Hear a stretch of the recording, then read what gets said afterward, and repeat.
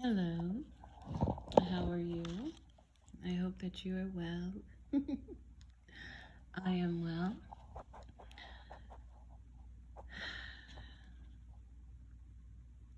My people perish for the lack of knowledge, from the lack of knowledge.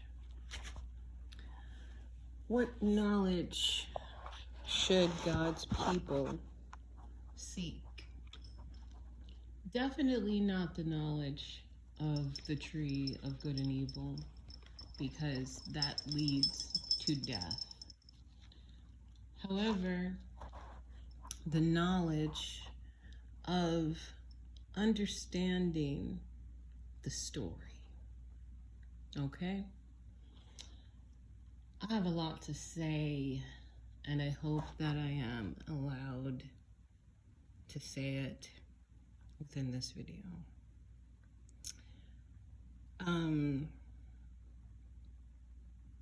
People think that they can discredit the Bible. They think that they can discredit the Bible through Sumerian writings, through African folklore, through Egyptian myths, and through Greek philosophy. However, what they are missing is that all of those things are on the same tree. They come from the same branch. There's a reason why Jesus said, "As in the days of Noah, so shall it be." Okay? And I keep telling y'all, there was a lot that was going on in the days of Noah. In order to understand the story, you have to understand the story. Okay? I, this week, was asking God to show me something. And I kept getting Og, the King of Bashan. Og, the King of Bashan. And I was all over the place, except for Og, the King of Bashan. However, my being all over the place was a part of gathering the pieces in order to understand Og, the King of Bashan. So if you listen to my videos, all of them, I hide gems within the longer ones. Yeah, you get nuggets or pixie dust in the shorts, but the gems are in the longer ones. I was allowed to disclose who and what Legion was. And I'm going to go even deeper by talking about Og, the King of Bashan. I come across a lot of ancient writings, a lot of ancient folklore, myths, truths, and in deciphering those, God laid it on my spirit that He had already told us in Revelations. If everything that had ever happened would have been written down and compiled into a book, the world could not contain it. So, when the Spirit of God allowed the Bible to be compiled and written, Nowhere in the Bible does it say that this is the only place that the Word of God can be found. Nowhere does it say that. And for man to think that the Bible is the only place that the Word of God can be found is a foolish and unwise thought. It insults the spirit of life. How dare you try to limit God's words to just one book and then try to discredit his words that are in that book by other books that tell you the same story that is in that book, but it tells you the story from a different perspective. Who are you to think that you know more than God? Who are you to think that you are wiser than God? It's because of that spirit that is in you. The spirit that goes back to the one that said, I will become like God. You are not God, okay? And you are not a God. And if you are a God, you would know, bow down and worship the King of Kings, the Lord of Lords. Because every piece of writing that I come across, it says the same message. Now, as in the days of Noah, we know that in the days of Noah, actually in the days of Jared, to be more specifically, the fallen ones who have many names, 200 of them, came down on the mountain and they made an oath. And the oath was that they would marry the daughters of men and have children with them. Those children then became the famous men of old, the renowned men of old. However, those men who grew into giants and at one point did rule the world. Now, the world is different than God's kingdom. Within God's kingdom, God had a remnant of Adam, okay? And that remnant was through the line of Adam.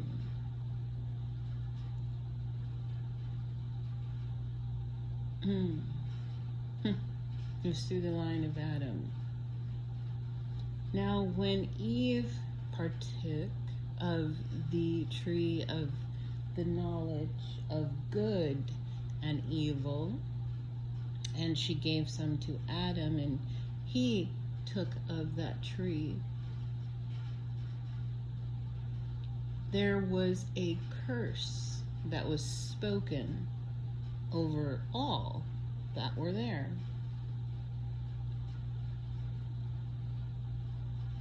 The seed of the serpent would constantly be against the seed of the woman. Now fast forward to Noah. Noah is living and he is born in a time where people have seen the offspring or the children of the angels. Why? Because Noah's father was bothered because he thought that Noah was one of the fallen one's children. He even accused his wife of cheating on him with an angel. So in the days of Noah, Noah knew of the giants. He knew of his grandfather Enoch walking with God and ruling kingdoms. Okay? He also knew that there was a prophecy on his life for Adam. His great grandfather knew that Noah would come and that there would be a flood. The flood in the Bible is not the first flood, for when you go and you read other ancient manuscripts, you see that there were floods previous to that flood. You also see that there are other gods on the scene that people are worshiping and are having relations with. Now, when the flood comes, God was highlighting to me and showing me that he said very specific things to Noah. One of the things that he said to Noah was, I will destroy what I have made. Now, you can look at that in many ways, because when we first learn about the giants, Moses writes, he says, giants were around in those days and after.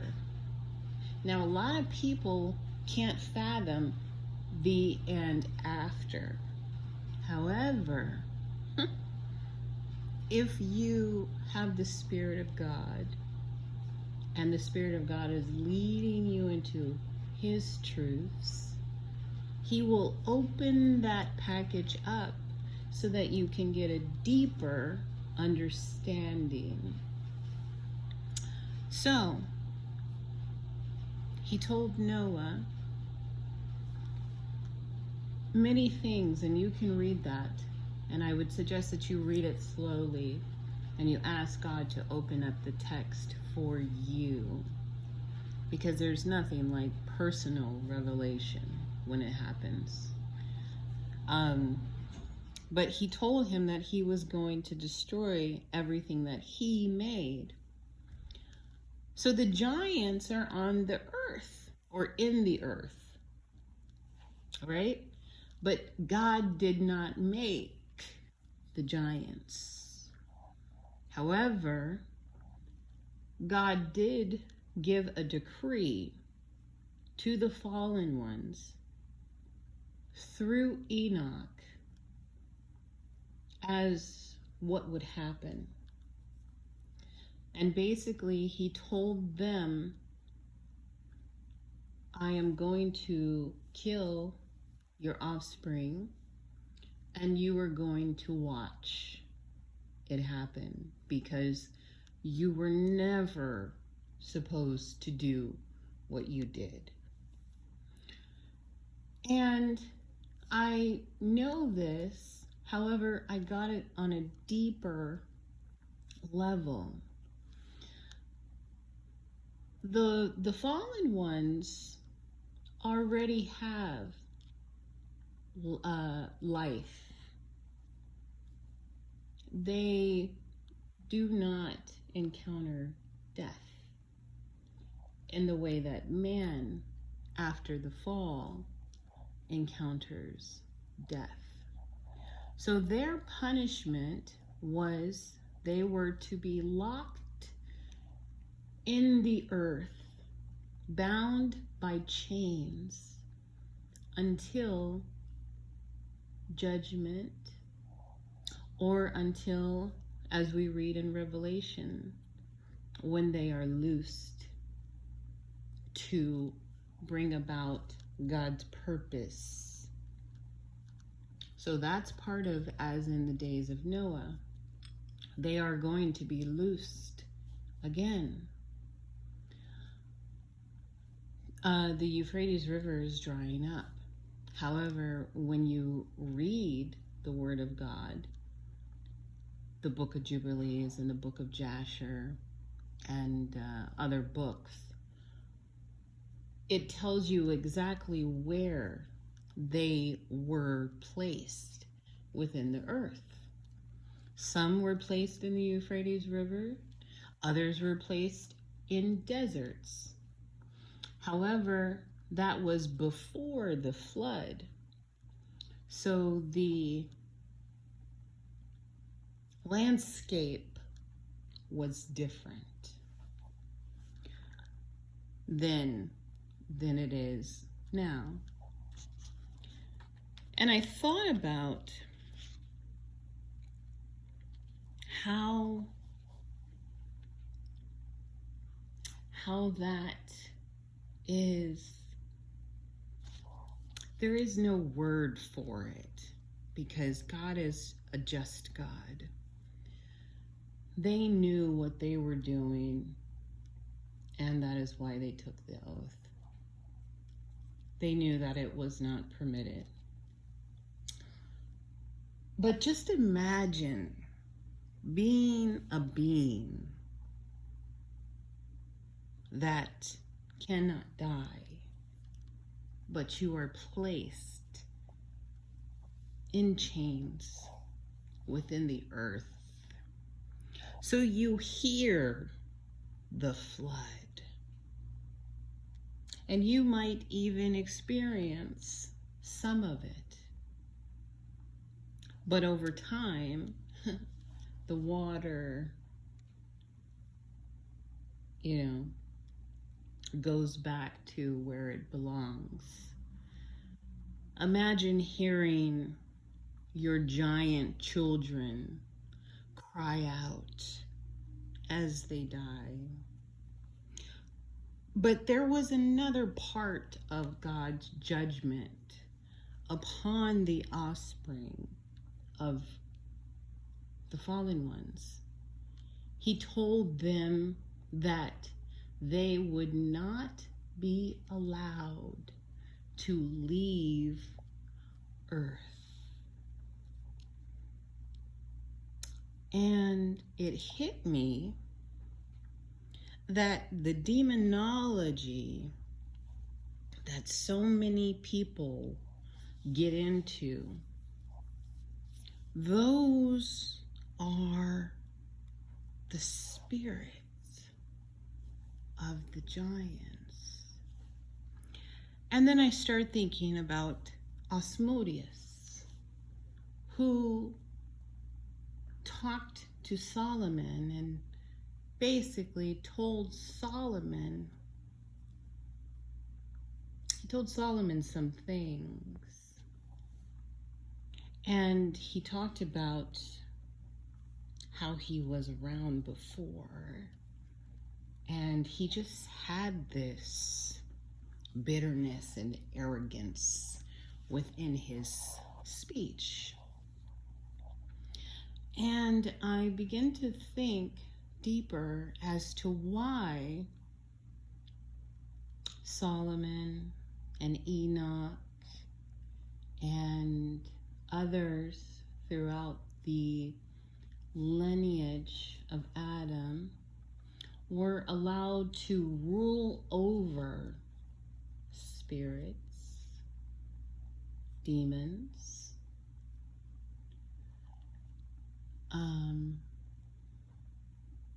they were allowed to rule over them because those were and are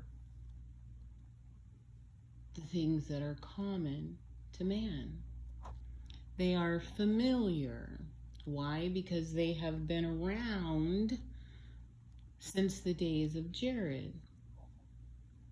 And they died during the flood. That is how come the legion within the pigs, well, actually before they were in the pigs, knew who Jesus was, and they cried out, "It is not time for you to torment us." And they asked to go into the pigs. Why? Because they are restless spirits. And then they went into the water. Why did they go into the water? Because their mothers are in the water. I mean, when you really start to understand and place the puzzle piece together, it all makes sense.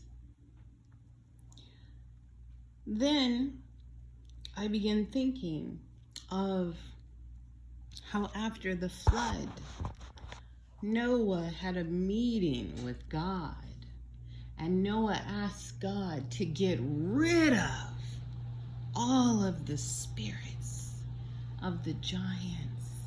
But he didn't say giants, because at that time they were demons. So he said, get rid of them. And God almost got rid of them. However, there was one by the name of, what was that? What was his name? I just had it, and then it went away. Starts with an M.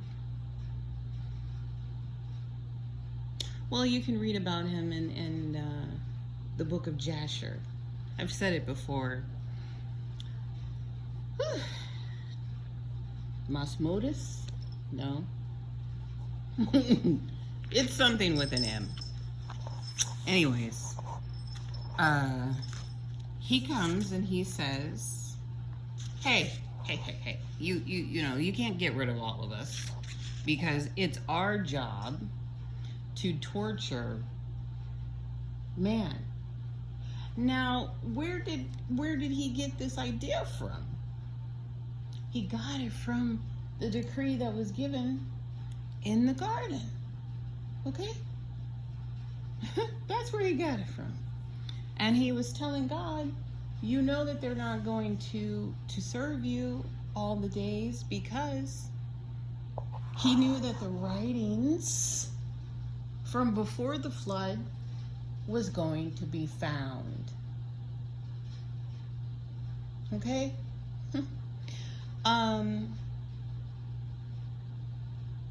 So understanding who is who, what is what. Lucifer is not of this world. He comes from the angelic world. Okay? So all of these different characters, they're not Lucifer. And that is important to understand. So,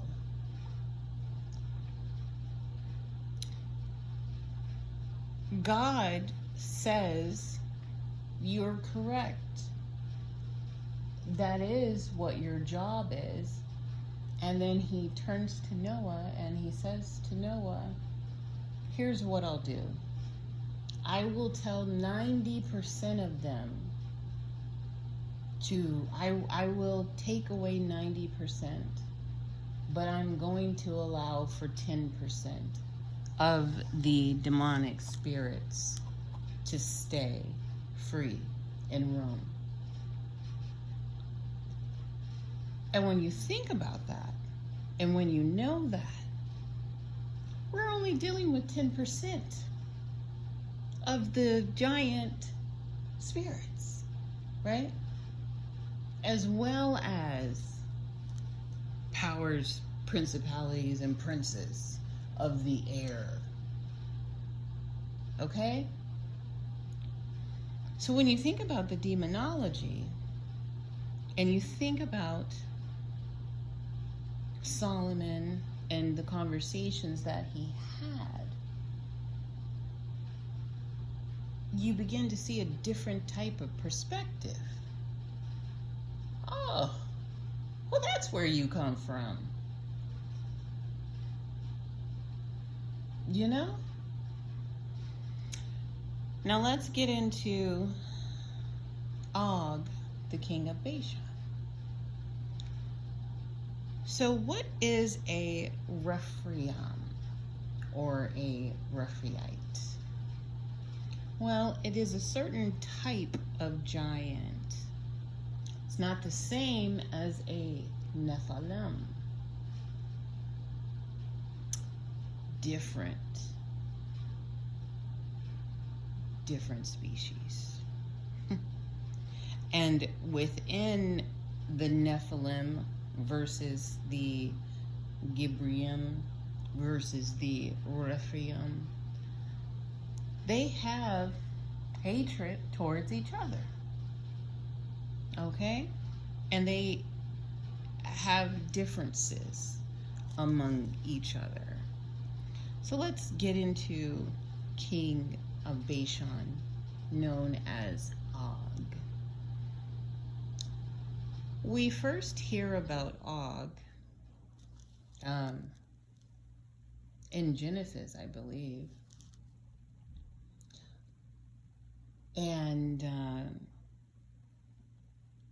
it is when the children of Israel are going into the promised land. And they go into the promised land, they send spies, and 2 of the spies come back and they believe the report of the Lord. The others don't believe the report of the Lord, and they say, we are like grasshoppers in their sight. Why? Because they were amongst giants. Giants were living in their land. Okay? Why did Sodom and Gomorrah have to be destroyed? The answer is there are many answers. However, how did the men know that they wanted to lay with the angels that came to destroy it?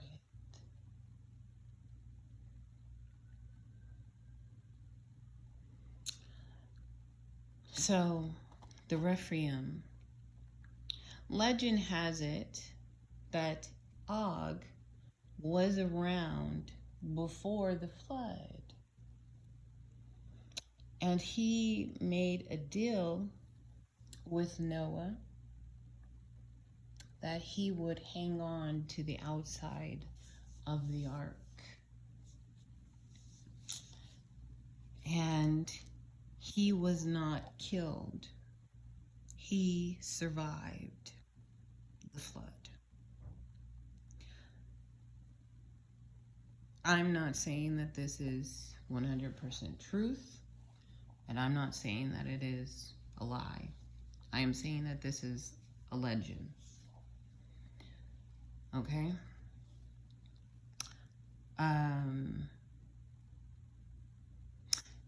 And if you read the story of Abraham, where Lot was taken captive, you read about this king who basically went to war with Og and the king of Sodom and the king of Gomorrah. However, they lost. Well, he didn't go to, I'm sorry, yes, let's get it right. He didn't go to war with Og. He went to war with the Rephaims, and they lost. Okay? So they lost, and then that king took Lot prisoner. And here it is again, this certain type of wording that says one got away. One of the Rephaims got away. And the survivor went and told Abraham, you know, they got your cousin Lot over there as a prisoner of war. And so there's a legend about that survivor being Og, and how Og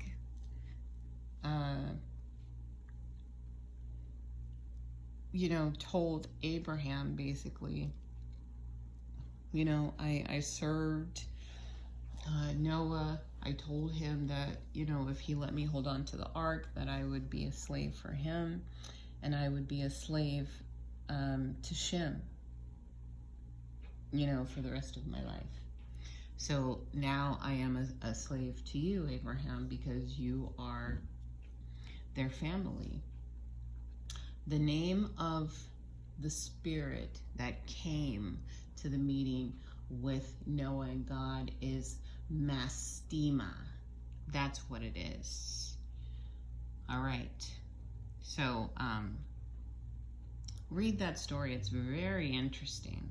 Very, very interesting after the flood.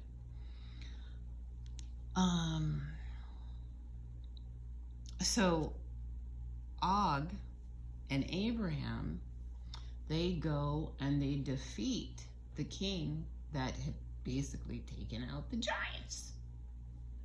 And he gets Lot back, And then Lot goes back to Sodom and Gomorrah, and Abraham goes his way. Well, he actually goes to pay homage to Melchizedek after that war. And him doing that now is making even more sense, because the goods were from the giants, right? And not just from the giants, but also the king that had killed them and taken them out. They weren't really worried about Og because they knew the prophecies. Og knew the prophecies. He just was trying to live out his days as peacefully as he could. So in Og's book, he talks about Nimrod, and he talks about how Nimrod was a Nephilim. Now remember, I told you that Nimrod was given the stolen skins that God had made for Adam and Eve. And this is how he became Gibrium. Okay, that's the word that it says when it talks about Nimrod. He had a type of a transformation, okay?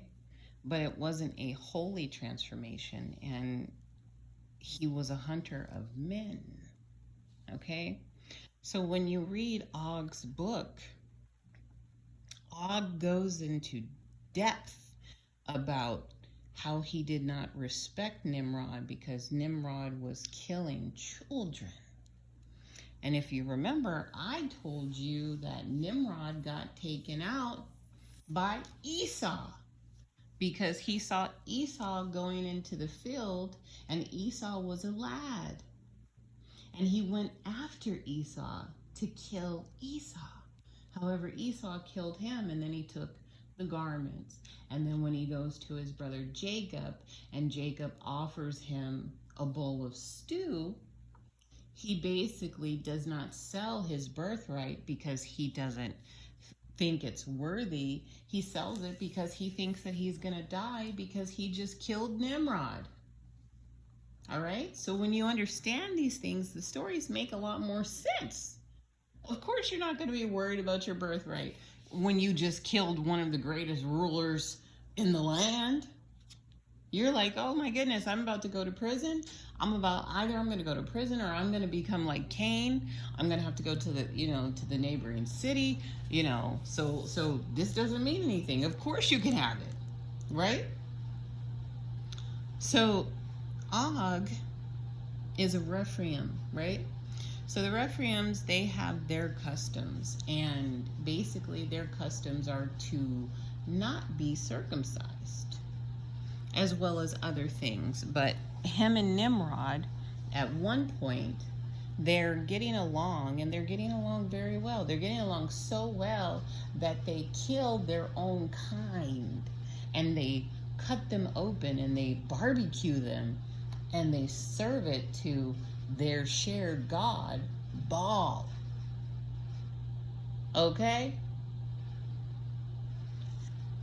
And they eat them. They feast on them. So there's cannibalism going on over there in the giant camp. There's the sacrificing of children. There's all kinds of abominations going on within the giant camp. Okay, so what happens is Nimrod circumcises himself, and he makes everyone around him be circumcised. And him doing that makes Og so mad that Og declares war on Nimrod. And the war is known as the 1,000 Giant War. Now, in the Bible, we read about how the giants were taking up all the resources and doing some pretty shisty things upon the land. So shisty that when the cries went up to heaven, or the heavenly realm, and Michael and Gabriel looked down and saw what was happening, and then they went and they reported it to the Lord, and the Lord said, "Oh no! They have defiled themselves, and they have defiled the earth, and they have spilt a lot of blood. They were just doing all kinds of stuff, and they were eating the smaller ones." That's what they called man, smaller ones. And then they were separating the small man from the small woman, and then they were taking the woman and impregnating them and having children with them. And because the giants, the Rephaim, they only had one giant woman, and so the giant woman was the queen. And then when she gives birth to this moon child, and the moon child dies somehow, they no longer have any women, right? So the giants are teaching the smaller people that worship them, they're teaching them all kinds of things that are abominations that they got from their fathers. All right? And I found it interesting that circumcision is what caused the war. I can understand why Nimrod would want to be circumcised, especially if he was around a certain angelic. I've told you before, in the book of Jubilees, it is revealed that the sons of God, their member comes circumcised. So, of course, Nimrod, in his twisted mental whatever, of course he would want to be circumcised because Abraham was circumcised. That was the covenant showing that you are one of the sons of God. And of course, in his sick and twisted mind, he was trying to build a tower to go up to God, go up to heaven and kill God. So, of course, he would want his body to look like that of the angels, right? However, this Rephaim was not circumcised. And if you remember in the story of David and Goliath, what did David say to Goliath? He said, "Who is this uncircumcised Philistine talking mess about my God? And we're afraid of him?" Because David already knew what had happened to Og. Og didn't make it. When the children of Israel came up against him, he didn't make it. He came out fighting. He tried it, but he died that day. He died. But in the war between him and Nimrod, he did not die.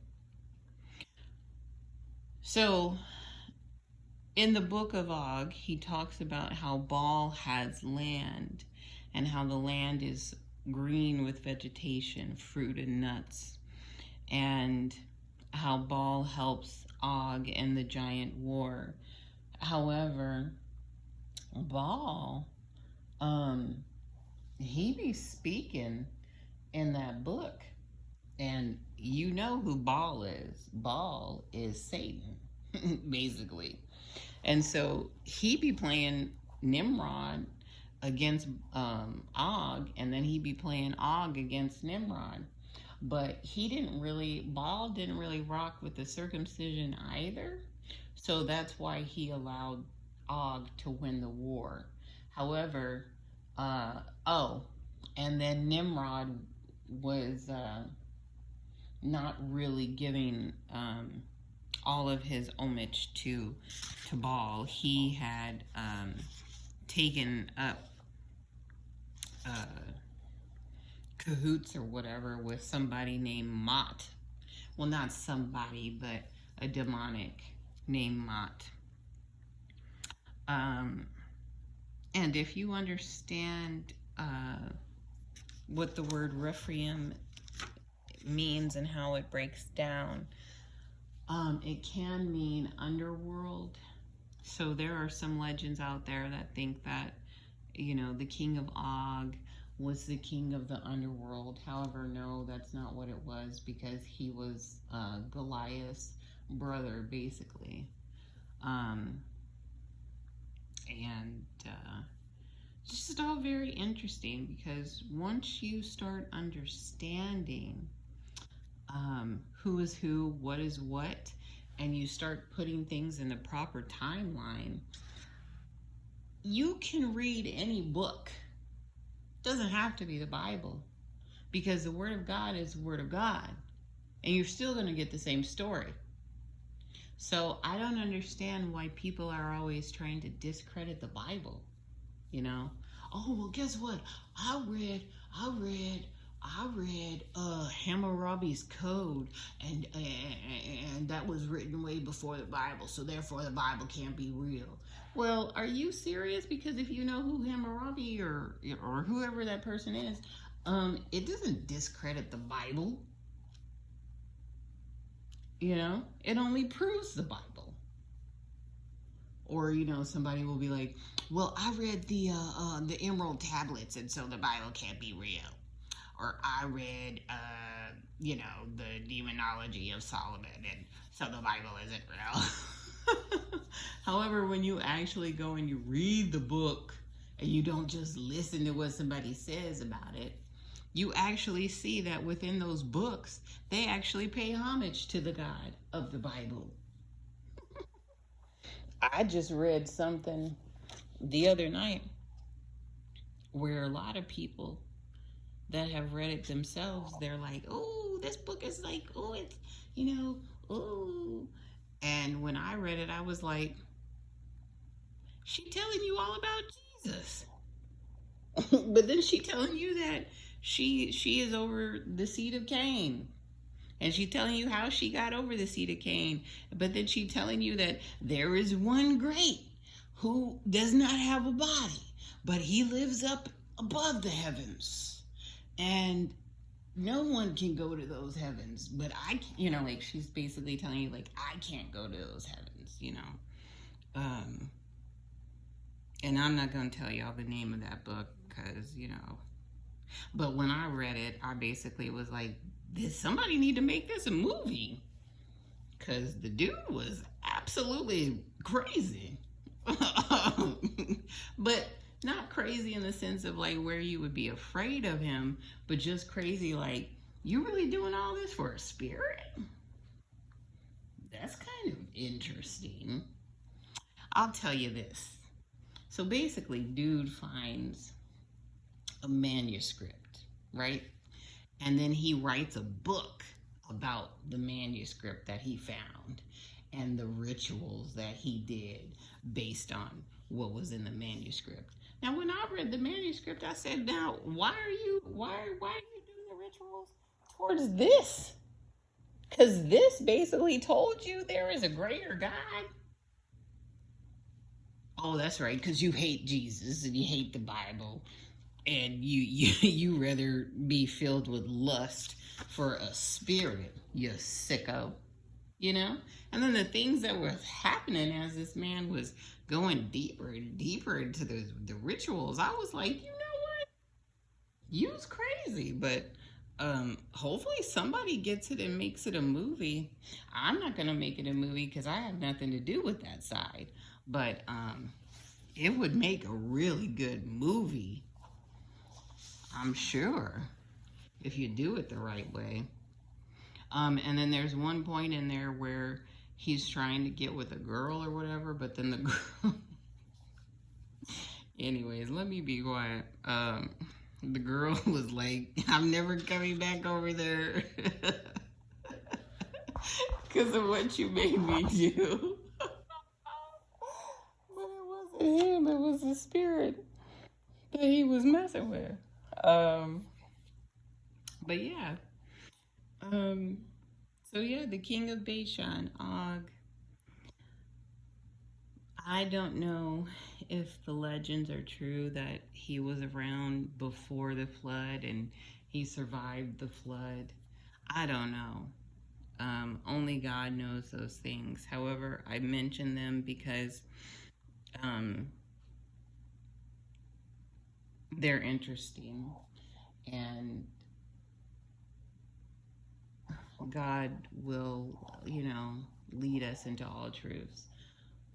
It doesn't take away from the story of God if he was around pre-flood, and it doesn't add anything to it if he was, because at the end of the day, God is still God, and the story is still the story.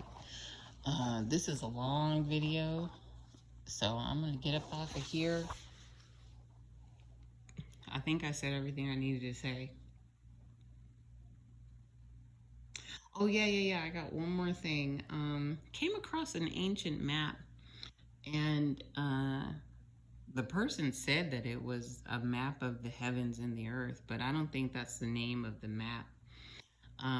But the interesting thing about the map was it showed. Remember, I told y'all I was gonna come on here and read to you about the book I found, the ancient book I found that was talking about the heavens and what they're made of and different things like that, but I never did because I hadn't made up my mind if I wanted to or not.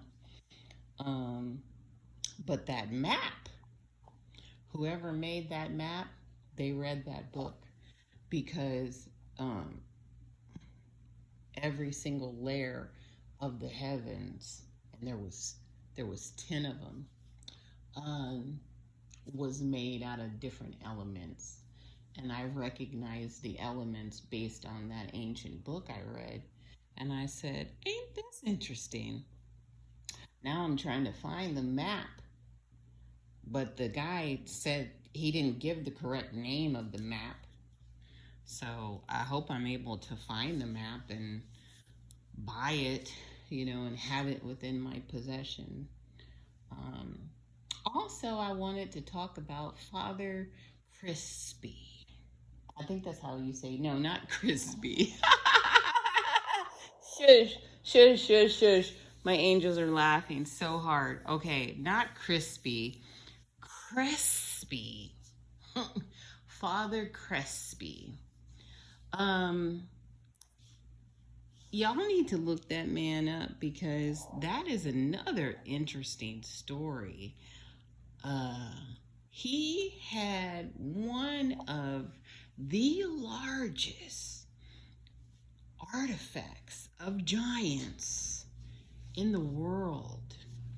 And he basically found them because he discovered a cave system. And within the cave system, there was a metal library. It was books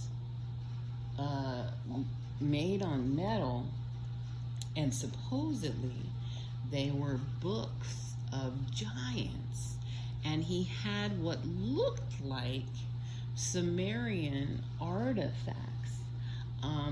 And there was so much, so much, so much. And he would give the local people food and shelter if they brought him artifacts. And so, of course, he died, but you can look him up and you can see the artifacts that this guy got and had.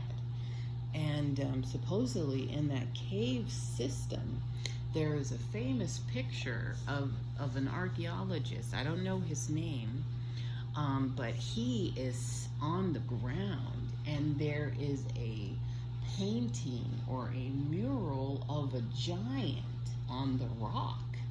And when you first see it, you think that the giant is the archaeologist. But when they show it and point it out, it's like, oh my God, you know, jeez, you know, I hope those things don't come back, you know. But as in the days of Noah, you know, I mean, if those angels that are bound up in the Euphrates River are going to be loosed again, who's to say that they won't take wives again and bring about another giant offspring who will fight in the final war in Revelation? There's so much, so much, so much, so much. All right, you guys, I'm gonna go and try to rest my mind. But I don't know how anybody cannot love God and love the things of God and not find the Bible fascinating, because I told you guys, it was what, like 5 years ago, God whispered to me, as in the days of Noah, and here we are, still taking apart as in the days of Noah. And as in the days of Noah is leading us now into other things, the King of Bashan, and into Revelations, and into the Euphrates River, and, you know, into the giant war, and the book of the wars, and all these things. All right, I'm rambling now, so I hope you guys are good, and I'll be back. I'll talk to you soon. Go with God.